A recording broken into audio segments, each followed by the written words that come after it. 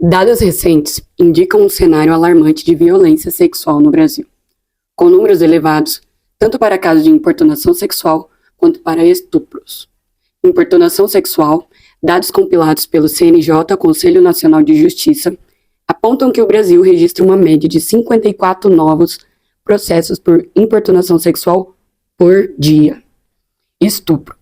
O país registra 9 vítimas de estupro por hora em 2024, o que equivale a mais de 210 casos por dia.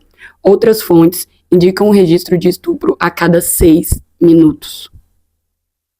21,4 milhões de brasileiras sofreram algum tipo de violência nos últimos 12 meses. Pesquisa de março de 2025. E a cada 24 horas, ao menos 8 mulheres são vítimas de violência, segundo a Agência Brasil. E 75% das mulheres brasileiras relatam já terem passado por alguma forma de assédio. Eu já vou adiantar que esse episódio é um grito de revolta e, ao mesmo tempo, também dizer que vai ter gatilho. Eu não tô aqui para ativar o gatilho de ninguém, mas eu tô aqui pra gente se ouvir, se escutar e não normalizar esse tipo de coisa. Porque o que tá acontecendo em pleno 2026, não. Esse não é o mundo que eu quero. Definitivamente não é o mundo que eu quero.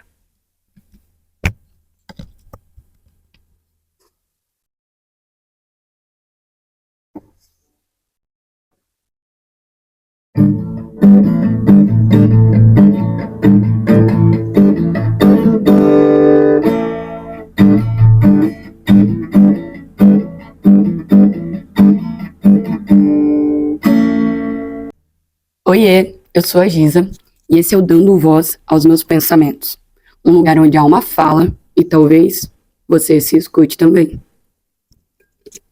O tema de hoje é um tema bem denso e triste, porque eu, como mulher, é até difícil de falar sobre o assunto, porque eu tenho certeza que qualquer mulher vai poder falar sobre isso, porque eu tenho certeza absoluta que 100% das mulheres já passaram por algum tipo de violência, principalmente violência sexual.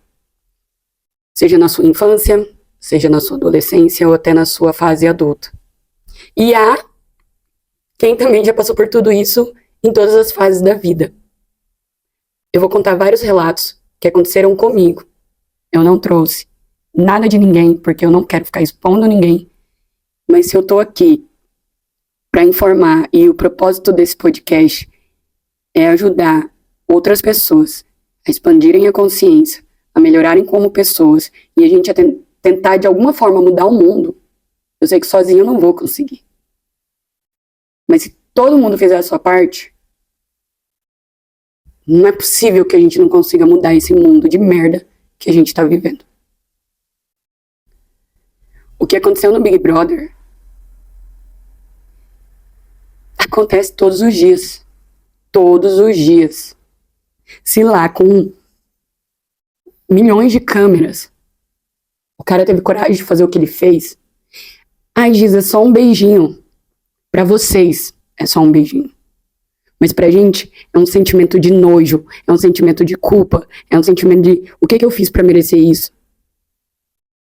Aonde foi que eu errei? Será que eu dei liberdade? Você começa a duvidar da sua sanidade mental.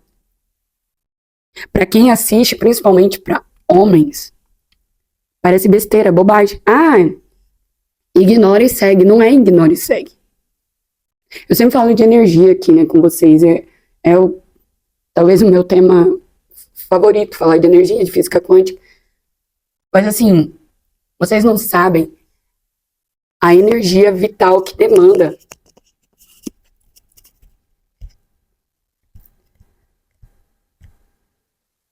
Daí a gente só fica preocupada com isso.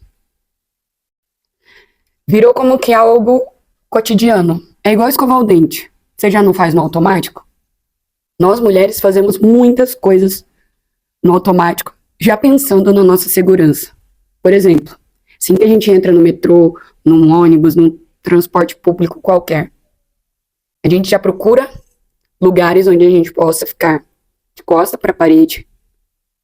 Ou se não dá, porque, né, infelizmente, os órgãos públicos não estão nem aí e lota de pessoas, qualidade péssima dos transportes públicos. A gente até fica ali segurando na barra ou naquele negocinho, mas fica o tempo inteiro alerta. E isso já é automático. Não tá nem mais no consciente, tá no subconsciente já. Tipo assim, uma pessoa já encostou em mim aqui atrás, eu já olho pra ver se é homem, se é mulher, o que é. E pra ver se foi sem querer ou foi na maldade. É cruel viver assim. Isso toma a nossa energia vital. A gente já tem que ficar se preocupando com muitas coisas. Tem que se preocupar com isso. Será que eu vou ser abusada? Será que eu vou ser violentada? Será que eu vou ser importunada? O que aconteceu lá dentro da casa mais vigiada do Brasil é crime. Saibam disso. É crime. E sabe o que mais Sabe o que mais dá revolta? É ver mulheres defendendo. Ou tendo dó do agressor. A gente não tem que ter dó do agressor. A gente tem que acolher a vítima. Já deu esse negócio de ficar culpando a vítima. Ah, porque vai saber que roupa que ela tava vestindo. Ah, tava na balada. Ah, não sei o quê. Não, a gente tem que parar com isso. Bichinho. Para de graça. A gente tem que parar de culpar a vítima. Ou eu vi um vídeo, uma menina, nossa, eu esqueci, é uma influencer bem famosa, eu adoro os vídeos dela. E ela foi assaltada aqui em São Paulo, quebraram o vidro, né, do Uber e tiraram o celular dela. E ela contando a história, chorando, muito revoltada e traumatizada mesmo com o que aconteceu. E ela no direito dela e falar, gente, a gente tem que parar de culpar a vítima. Ah, porque tava mexendo no celular e era meia-noite. Não! Não é culpa da vítima. Nunca vai ser culpa da vítima. Nada que acontece é culpa da vítima. E a gente tem que parar de normalizar isso, porque nós estamos em 2026, em pleno século XXI. E você, homem que me assiste, se você não compactua com isso, você tem que dar a cara a tapa. Você tem que se mostrar nas redes que você é contra. Você viu um amiguinho fazendo uma gracinha? Tesoura ele ali na hora. Fala, abre a sua boca e faz a sua parte. Não adianta ficar, eu não compactuo. Mas também não fala nada. Porque isso diz muito pra mim. Em pleno século XXI, 2026, se a pessoa se exime ali da responsabilidade, porque isso é uma responsabilidade coletiva. Não é culpa, não é sua culpa que o seu amigo, que o seu irmão, que o seu pai abusou, estuprou, importunou alguém. Mas é sua responsabilidade não compactuar com isso. É sua responsabilidade. Ai, Giza, mas você não acredita em segunda chance? Gente, eu vou ser sincera com vocês aqui. Eu acredito em segunda chance. Mas, segunda chance, longe da vítima. Longe das outras pessoas. Em pleno século XXI, as pessoas pedindo anistia, o caralho a quatro. E se eu acho que não ficou claro a minha posição política aqui dentro desse podcast, eu espero que hoje fique claro. Porque de verdade, eu nem quero que esse tipo de gente fique me acompanhando ou me escutando. Meu viés sempre será de esquerda. Eu não sou esquerda radical. Não sou a favor de extremos. Não sou a favor. Mas não tem possibilidade de eu minimamente flertar com a direita. Não tem. Só ver o mundo como ele tá. Não tem como. Então, se você é de direita e me acompanha, tchau. Seja muito feliz em outro lugar. Mas longe de mim, longe da minha energia. Voltando à questão da segunda chance. Eu acredito em perdão, mas o perdão não pro outro. O perdão é pra gente, pra nós mesmos. Eu não tenho que falar que eu perdoei fulano que ele fez pra ele se sentir melhor. Não, o perdão é comigo. Ok, eu perdoo fulano, mas perdão é diferente de permanecer. Você não é obrigado a permanecer. Tô falando isso pra tudo. Sei que eu tô jogando um assunto mais delicado aqui, mas é pra tudo. Isso é pra tudo na vida. Você não é obrigado a permanecer. Perdoa por você, pra você não ficar carregando aquela energia. Mas o outro não precisa saber. É igual traição. Inclusive, né, o criminoso vivia gritando aos quatro ventos dentro da casa mais vigiada do Brasil que ele traiu a esposa dele. Traição pra mim é a mesma coisa. Ai, meu amor, te traí, me perdoa. Meu amor, eu te perdoo, ó. Um beijo no seu coração. Mas longe de mim. Tchau. Acabou, gente. É assim que tem que tratar esse tipo de gente. Isso se chama mau caratismo. E a gente só vai vencer o mau caratismo quando parar de tratar eles como bebês, como crianças, como até ficar atribuindo doença mental. Não, isso é mau caratismo mesmo. Te traiu? Benção e tchau. Você vai sofrer, vai doer, porque a gente tem uma dependência emocional ali, mas vai passar. E você vai ver que foi a melhor coisa da sua vida. A melhor coisa da sua vida.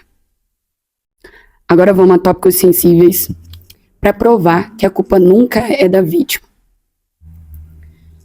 Já vou adiantar que são gatilhos, então se talvez esse tema não te faça bem, eu vou pedir que você não ouça. Que é isso, e eu sinto muito por todas as mulheres, por tudo que já deve ter acontecido com vocês. Sinto muito, do fundo do meu coração. Minha primeira memória da minha primeira importunação sexual, eu tinha entre 3 a 4 anos de idade. Eu não deveria ter esse tipo de memória. Eu sei que tem bebês que sofrem isso. Então a culpa nunca é da vítima. Porque vocês acham que um bebê deu liberdade. Tava seduzindo o cara. Eu tinha entre 3 a 4 anos de idade. Eu tava num sítio, num rancho, com meu pai e com a minha mãe, nessa época eles eram casados ainda. E a gente tava passando um feriado, não lembro, final de semana. Meu pai, por ter cargo de confiança nessa empresa, ele podia usar as fazendas, coisas, enfim, também para lazer. E nessa fazenda, nesse rancho lá, tinha um caseiro, outro funcionário da empresa. Era horário de almoço, meu pai estava dormindo próximo. Meu pai estava dormindo próximo, tipo assim, eu tô aqui, ele estava um pouco mais afastado que esse quadro aqui. Meu pai, deitado num banco de madeira lá, até com... Cara, eu consigo lembrar nitidamente do cenário. Nitidamente. Com um palito de dente na boca. Esse é meu pai. Minha mãe tava lá pra dentro. Minha mãe tava lá dentro, né? Não sei se na cozinha ou se ela também tava cesteando, porque lá no Mato Grosso do Sul a gente tem essa mania de cestear após o almoço, né? Dar um cochilinho ali. Eu não lembro onde minha mãe estava. Tava acordada, eu e minha irmã. Minha irmã é só 1 ano e 6 meses mais velha que eu. Ou seja, a gente tinha praticamente a mesma idade quando isso aconteceu. Esse cara tava lá, viu que a gente tava sozinha assim, entre aspas, né? Meu pai tava ali dormindo. E ele ficou chamando a gente pra perto dele. Porra, a gente era criança. Criança não vê maldade. Criança não enxerga maldade. Criança acha que todo mundo é legal. Por isso, a importância de educar as crianças pra realmente elas não irem próximo de gente estranha. E, vamos ser sinceros, ele não era um estranho. Ele era um funcionário, então era um cara que eu via sempre. Tava acostumado ali. Era outra coisa, sempre alguém do convívio da vítima. Sempre alguém do convívio da vítima. Pode não ser alguém tão próximo, como pode acontecer de alguém ser alguém tão próximo. Mas é sempre alguém ali do convívio. Enfim, ele passou a mão nojenta dele, eu lembro até hoje, a mão dele cheia de carvão. Ele era um homem branco, mas a mão dele tava com carvão, assim, porque naquela época usava muita lamparina também, enfim. Lá em fazenda, né? Fazenda, essas coisas. E eu acho que ele tinha mexido antes com lamparina, não lembro, mas tava com fuligem, assim. Um homem velho, nojento, asqueroso. Passou a mão em mim e na minha irmã, na nossa parte íntima. Nunca foi minha culpa. Nunca foi. Óbvio, eu era criança, não sabia se aquilo era errado, se não era, mas de alguma forma eu e minha irmã se afastamos. E daí a gente foi mexendo no palito do meu pai e tal. E o cara ficava, não acorda seu pai não, deixa ele dormindo, não acorda seu pai não. Por que será, né, meu querido? Por que será? Seu merda. Enfim. Sou contra a violência, gente, mas tem coisas que são revoltantes. Coisas que são revoltantes. Lá pelos meus 12, 13, 14 anos, não lembro, estava brincando de esconde-esconde com as minhas amigas, mulheres. Um outro cara também no convívio familiar se achou no direito, ai como ele é galera, de brincar com a gente ali. Esconde-esconde. Enquanto a gente estava escondido, o que ele fez? A mesma coisa que aquele velho asqueroso de quando eu tinha 3, 4 anos de idade. Só que ali eu já tinha uma noção. Só que ao mesmo tempo, eu tinha medo do que poderia acontecer. Eu fiquei com vergonha, eu fiquei com nojo. Quando eu era adolescente também, fui fazer um trabalho da escola, na casa de um amigo, colega meu da minha sala. E nesse dia, não sei o que aconteceu, que só foi eu de menina e tava eu e mais 2 meninos, o dono da casa e o outro menino. Esse menino me segurou para que o dono da casa, que também era meu amigo da minha idade, me agarrasse. Eu lembro que eu gritava, chorava. E daí eles me largaram e falaram, você é exagerada, não sei o que lá. E daí eu não sei, no medo, também na falta de conhecimento, apesar de eu ser maior, né? Maior assim que eu digo, comparado quando eu tinha 3, 4 anos de idade, você acaba normalizando, fala, tipo, brincadeira, né? É uma brincadeirinha. Ai, como eles são legais. Ai, me assustaram, mas eles pediram desculpa. É tchau, gente. Não é pedir desculpa, vou perdoar, não é tchau. Vou perdoar dentro do meu coração, mas na minha vida é foda-se, some da minha vida, some da minha frente. Em todos esses casos, eu nem tinha corpo. Em todos esses casos, eu nem tinha corpo de mulher. Apesar de ter 13, 14 anos, eu demorei muito pra ter corpo. Até hoje eu não tenho seios. Eu era magrinha assim, parecia um Olivia Palito. Ainda recebia o apelido de Olivia Palito. Tripa seca. Sempre fui de usar camisetão. Morria de vergonha de, não sei, eu era muito autoestima de merda que eu tinha quando eu era adolescente, criança, enfim. Só usava camisetão, tinha vergonha, nananã. E mesmo assim eu passei por isso. Depois de adulta, várias vezes trabalhando, já falei pra você, já trabalhei muito em obra, muito com homens, empresas que só tinham homens, eu era a única mulher, ou que a predominância era de homens. Sempre. Ou eu tô dirigindo, tava dirigindo o carro da empresa ali e tal, ou eu tava de passageira, indo resolver as coisas da empresa, com outros caras, com cargos acima do meu, que sempre iam falar comigo e encostavam na minha perna, na minha coxa. Ai, que não sei o que, Giza. Ah, não, Giza. Ah, não. Não encosta. Não encosta, você não tem intimidade, não encosta. Isso é importunação sexual também. Todos casados. Homens de bens. Por isso, aproveito o ano de eleição para não votar em quem fica usando religião para se promover. Jesus nem tinha religião. Ele falava sobre o amor. Quem inventou religião foi a gente, foi o homem. Tudo isso para mostrar para vocês que não é culpa nossa. Você aí do outro lado, mulher, não é culpa sua. Nada do que aconteceu com você é culpa sua. Infelizmente, a gente tem que ficar vigiando. Infelizmente. Não deveria ser assim. Quem deveria ter medo eram eles. De serem pegos, de serem descobertos, de serem vistos. De sofrerem as consequências dos seus atos. Eles deveriam ter medo. Não a gente. Então, o intuito do tema de hoje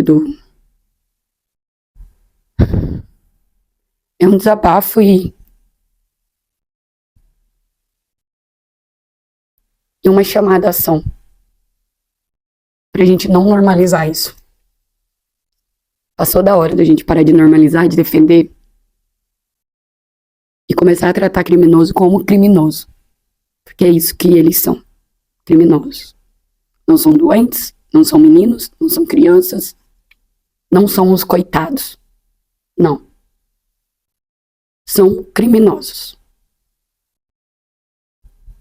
E homens, se você não compactua com isso, mais uma vez eu vou pedir. Seja um aliado. Se você tá em cima do muro, você já tomou o seu lado.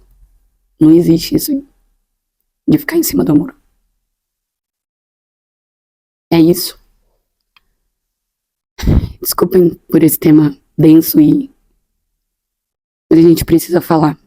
Não dá pra ficar normalizando mais esse tipo de coisa. E nunca se esqueça. Abrace o teu jardim e floresça. Mesmo quando tudo parece contra. Continue florescendo. Beijinhos.